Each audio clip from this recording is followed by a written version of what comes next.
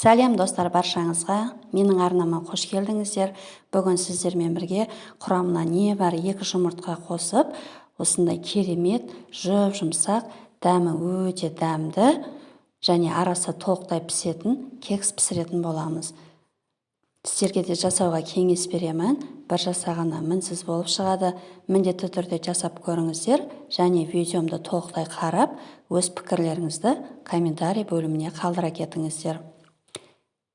Ең алдыменен қажетті заттарымыз ол ұн, айран, сұйық май,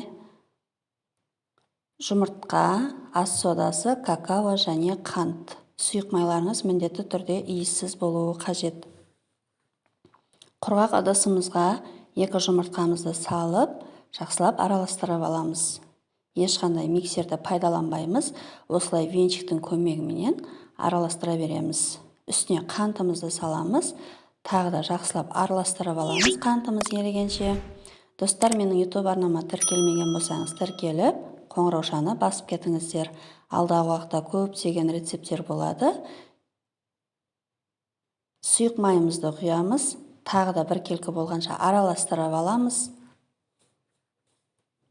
Толық рецепті төменде описание бөліміне қалдырып кеттім.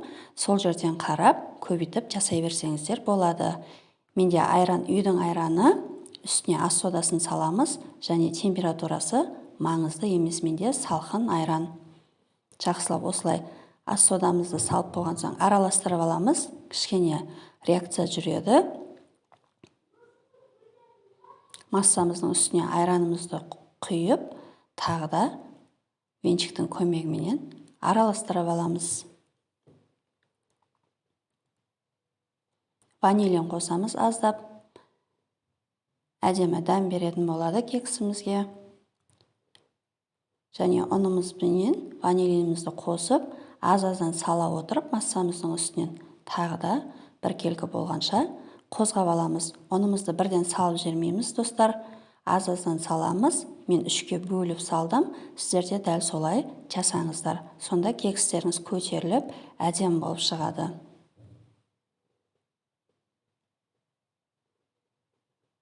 Барлық ұнымызды салдық. Енді бір келкі болғанша жақсылап араластырып аламыз. Міне осындай қоймалжың масса шығады. Енді массамыздың аз бөлігін бөлек ыдысқа құйып аламын. Бұның үстіне какао салып араластыратын боламын.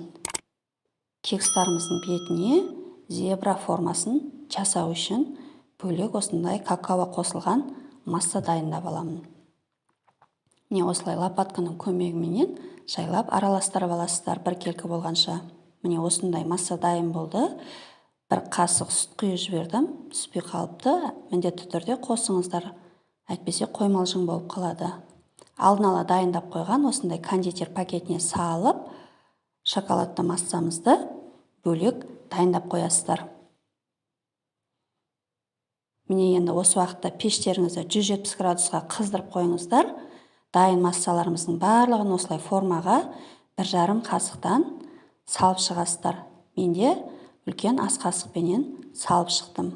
Қатты толтырмайсыздар.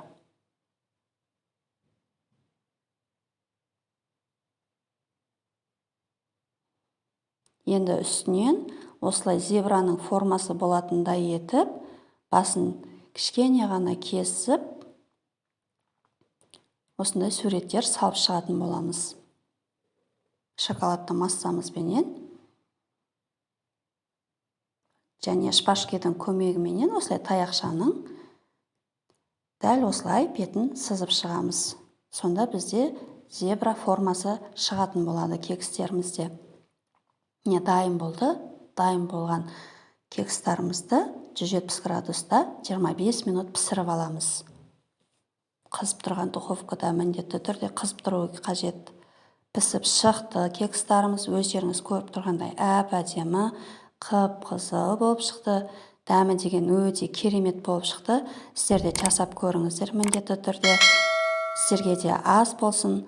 Назарларыңызға көп рахмет. Қазақша контенттің дамуына өз үлестеріңізді қосып, тіркеліп кетіңіздер арнама.